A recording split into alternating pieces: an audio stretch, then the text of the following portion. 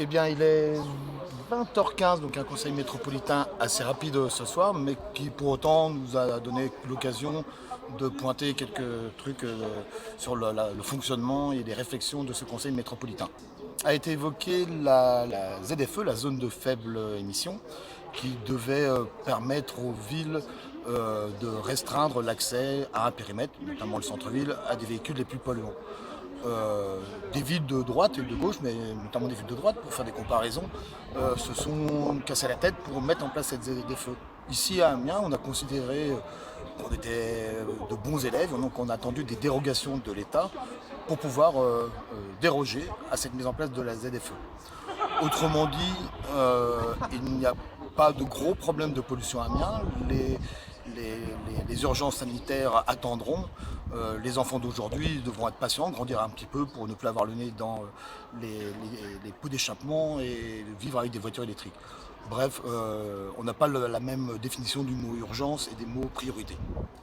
Nous sommes le seul groupe à avoir posé deux questions orales au Conseil métropolitain. Une sur le devenir, enfin l'avancée de la lutte des pirates.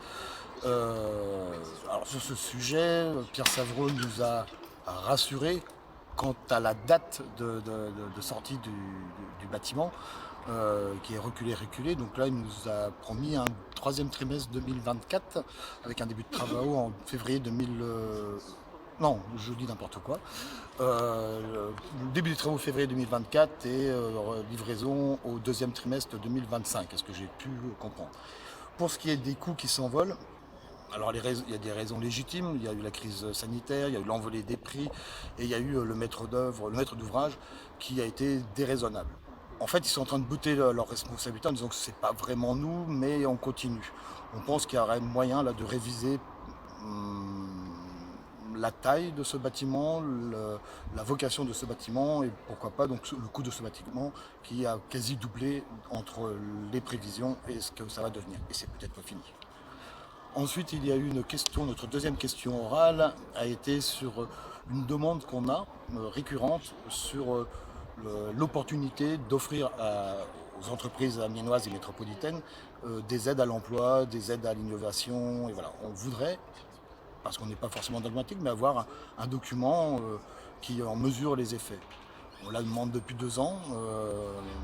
Monsieur Foucault, vice-président au développement économique, nous a promis de nous donner ça la prochaine fois. On a l'impression quand même qu'il botte régulièrement en touche et qu'ils essaient de réécrire un document pour qu'il soit peut-être plus reluisant pour eux.